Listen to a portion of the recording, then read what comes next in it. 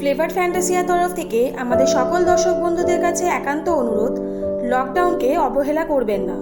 বাড়িতে থাকুন, সুস্থ থাকুন, কারণ করোনা ভাইরাসকে আটকাতে এটাই একমাত্র উপায়। নতুন পর্বের নতুন রেসিপি অবশ্যই আমরা শিখব, তবে তার আগে যারা এখনও আমার চ্যানেলটি সাবস্ক্রাইব করেননি তাদের অনুরোধ রইল চ্যানেলটা লাইক, শেয়ার এবং সাবস্ক্রাইব করার।